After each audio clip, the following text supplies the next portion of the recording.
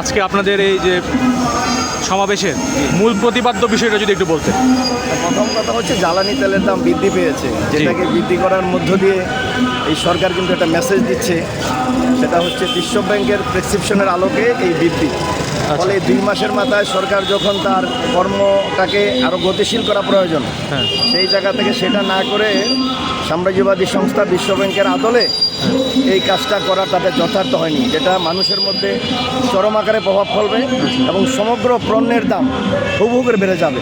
এমনি জানেন আপনার অর্থনৈতিক অবস্থা ভালো না, দেশের নানাভাবে সংকটময় একটা পরিস্থিতি সমাজের মানুষ বাস করতেছে, ফলে তার উপরে আবার এই কাজটা করা যথার্থ হয়নি, যার জন্য এর বিরুদ্ধে জাতীয় গণতান্ত্রিক ফ্রন্ট একটা নীতিনিষ্ঠ সংগ্রাম গড়ে তুলছে, যেটা বলছে যে এখানকার যে নবনিবাসিক আধা সমতান্ত্রিক বাংলাদেশ, এই বাংলাদেশে স্বাধীনভাবে এখানকার সরকার কোনো ব্যবস্থা নিতে পারে না, ফলে সাম্রাজ্যবাদী প্রেসক্রিপশন ছাড়া কোনো কাজ করতে পারে না। মার্কিনের থেকে অনুমতি নিতে হয়, রাশিয়ার থেকে কোনো জিনিস কিনবে কিনা, এরকম তো একটা অবস্থার মধ্যে একটা দেশ চলতে পারে না, মেরুদণ্ডহীন একটা দেশ তো চলতে পারে না। ফলে এই দেশের জনগণকে এর বিরুদ্ধে রুখে দাঁড়াতে হবে, জনগণের শাসন কাঠামো প্রতিষ্ঠার সংগ্রামকে সংগঠিত করার জন্য।